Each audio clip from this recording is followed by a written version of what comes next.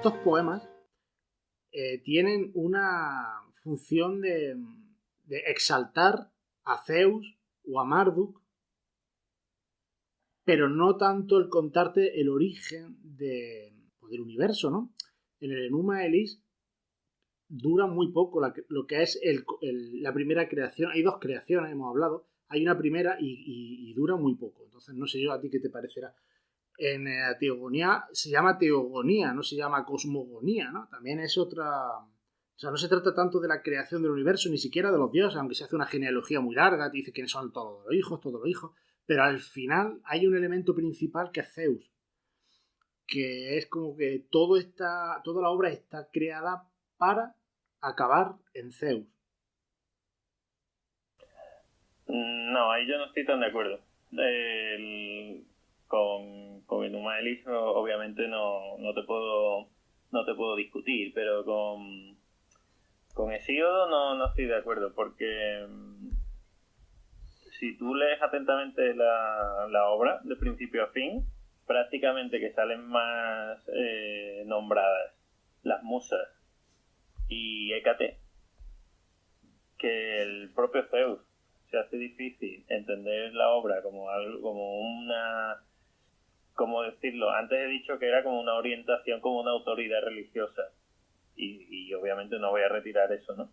Pero se hace difícil entender esto como una justificación de por qué Zeus es el jefe del universo, ¿no? Vamos a decirlo. Sería difícil que tuviera esa intención y no tirase más del autobombo. Si la intención de Hesíodo era la de proclamar a Zeus como padre fundador y digamos, benefactor de todo, es un mal publicista. Porque se quedan 2 o 3 versitos cuando dice sí, se repartió la tierra, luego tuvo hijos. No veo yo eso. Si esa era la intención, insisto, es un mal publicista. Yo entiendo más la teogonía como un catálogo de cronología pre lo que un ser humano puede contar, digamos,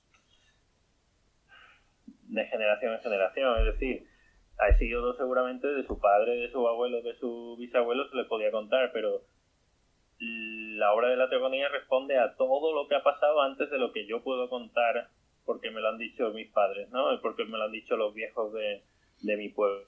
Es como, ¿qué ha pasado en la historia del mundo? Hasta llegar a lo que la gente hoy sabe por tradición oral. Entiendo yo más eso como un catálogo. Es como, Hesíodo sería el historiador de la historia universal, sin llegar al siglo XX, por ejemplo. Ahora al siglo XX, pues nosotros podemos hablar con nuestros abuelos o con las personas mayores y nos pueden contar de la guerra, nos pueden contar de cuando eran pequeños y tal. Pero lo que había antes, obviamente ya no estamos en el mundo griego, ¿no? Pues te lo voy a contar como de forma de catálogo para que lo tengas. Esa es la intención que yo lo veo. Lo que pasa es que hay algunos capítulos, unos episodios, mejor dicho, que conecta además con los trabajos y los días, porque claro, si nos olvidamos del título que tiene, que solamente sería como una parte del poema, pero en sí se conecta todo lo que tiene que ver con Prometeo, Pandora, esos mitos que ya se relacionan con el hombre, se conectan en los dos poemas y entonces este editor de la edición de Gredos que tenemos hace hincapié en eso, en cómo se pretende dar una imagen de Zeus o cómo hay una intencionalidad por parte de Hesíodo para hacer, yo diría casi que teología con Zeus, como fuente de justicia y de castigo, no como motor del universo, pero sí como fuente de esa justicia, ¿no? Entonces, toda esa genealogía viene para decir, todo ha ido pasando para que acabe siendo Zeus el que se erija como el principal, ¿no? La segunda obra, Los trabajos y los días, de Hesíodo, pues sería ya un poco como la relación directa con los hombres, ¿no? No lo sé porque tampoco lo tengo al mismo de memoria, no lo sé, ¿no? Pero por lo menos este editor hace hincapié en la nota a pie de página, en la introducción, y más o menos casi que convence, ¿no? Y entonces parece que Hesíodo en este caso podría ser como una especie de iniciado, como una especie de sacerdote, avant la lettre, ¿no? Sería un poco, si aceptamos que no todo el mundo tenía conocimientos profundos de, bueno, de religión, no tanto de religión, sino como de esta genealogía, de estas relaciones entre los dioses. Son muchísimos los dioses que aparecen, las divinidades, y cómo se relacionan, y quién tiene hijo con quién. Hesíodo, algo de iniciación mistérica, una especie de sacerdocio, de algo secular, digamos. Algo de eso yo creo que podríamos aceptar en Hesíodo. Da igual que sea un campesino, pero algún conocimiento tenía que tener para escribir lo que escribe, ¿no? Y para llegar a las conclusiones que se pueden llegar a nivel teológico. Sí, obviamente, lo del campesino, a ver, lo del campesino se acepta que es una pose de en plan, yo estoy aquí apacentando y tal, y aparecen las musas. Obviamente tenía que tener algo más detrás, ¿no? Y luego está aquí el debate de aquí hay un dilema importante, porque para que la gente lo sepa, la obra de Trabajos y Días, digamos, pivota, vamos a decir, sobre la idea de que se está disputando con su hermano la herencia de su padre, y que supuestamente ha cometido una injusticia con él, su hermano, necesita escribirle esta reprimenda justificada de forma religiosa para no poder saltarte la ley, ¿no? Entonces el dilema que se plantea es muy curioso. Es una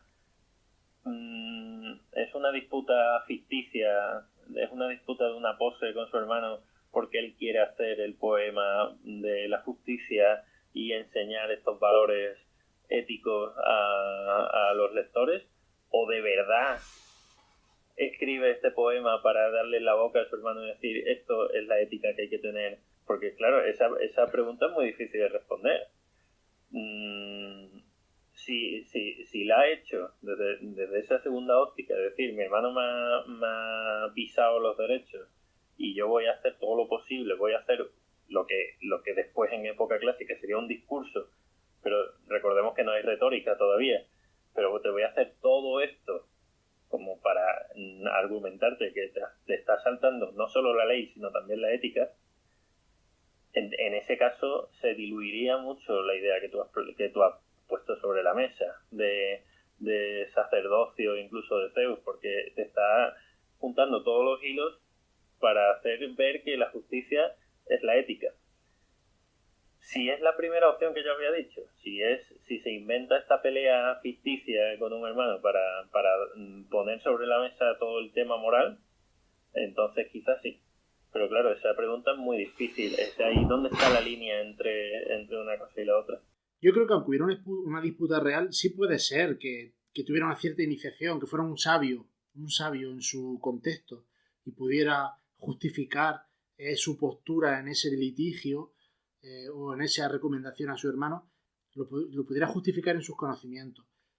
Pero hay una tercera opción o una subopción dentro de esta, y es que aprovechando la ignorancia general que podría haber en ese momento, que esto también es mucho suponer, pero suponiendo que la gente no tuviera ni idea de estas cosas, que se lo inventara todo. O sea, que se sacara del sombrero la genealogía de los dioses, la posición de Zeus. O sea, a lo mejor la gente creía en Zeus y Zeus era la leche, ¿no? Pero como hace el Enuma Elis, se inventa un conflicto, se inventa una victoria por parte de Zeus para justificar que Zeus es esto. Entonces, si a lo mejor la gente sabía que Zeus pues castigaba a los que hacían mal, pues a lo mejor Hesíodo dice, pues bueno, pues Zeus castiga, y además hay que tenerle mucho miedo porque, ojo, mira a Zeus lo que hizo, y se inventa la historia de Zeus. Porque como tampoco no tenemos constancia de lo que hay antes, ¿no? más allá de a lo mejor la etimología del nombre. Pero esto es ficción, lo que estamos haciendo ahora mismo, claro. No, porque estamos olvidando, bueno, no, ya sé que tú no lo olvidas, pero cualquiera que nos esté oyendo piensa que estamos olvidando a Homero. Y en Homero la figura de Zeus, o sea, vamos a pensar que Homero y Hesíodo no tienen nada que ver. Sus tradiciones vienen de caminos distintos y al final confluyen los dos en la figura de Zeus. No, entonces eso es una base bastante importante como para pensar que esa autoridad era patente para todo el pueblo helénico, ¿no? Luego, como tú bien comentas, ¿no? La etimología del nombre, que fíjate, es que para lo que nosotros llamamos un dios, ¿vale? El más importante, pero un dios dentro del panteón, que sería Zeus, y incluso en latín también, Júpiter, estamos hablando de la misma palabra, como tú bien sabes, la misma palabra indoeuropeo que... ¿Cuál? Dios. Exactamente. Sí. Entonces... Eso digo, a lo mejor siendo el principal, no había había que inventarse el por qué es el principal, ¿no? O sea, la causa aquí viene después del hecho, ¿no? Hay un hecho y no, pero no hay una causa y tienen que crearla, ¿no? Entonces, a lo mejor Hesíodo es la gran inteligencia que es capaz de justificar, ¿no? La posición de Zeus. Bueno, mira, y no te digo que no, pero desde luego no que la justificación de Zeus se base en Hesíodo, porque en Homero también. No, claro, no. Yo me refería a lo que acabo de decir, ¿no? Sí.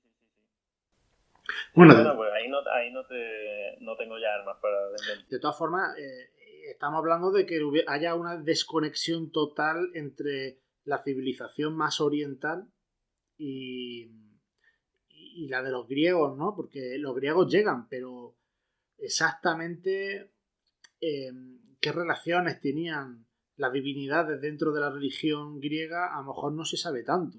Si cogemos, por ejemplo, cogemos otras mitologías indoeuropeas y hay grandes diferencias en cierto sentido. Siempre hay un dios del rayo, del trueno, ¿no? Hay un dios más adivino, hay un dios más mensajero, hay un dios vidente, pero luego entre sí, cómo se relacionan entre sí, características más de personalidad y todo esto, a lo mejor luego no se parecen tanto. Los dioses celtas son como muy independientes con respecto a los dioses germánicos o griegos, ¿no? Entonces, bueno, ¿quién dice que los griegos en el siglo, bueno, al comienzo de la edad arcaica, no hayan aprendido mucho o hayan absorbido de los pueblos semitas, ¿no? Pero bueno, es que también entre la parte griega y la parte mesopotámica hay otros pueblos indoeuropeos. Están los hititas, los hurritas.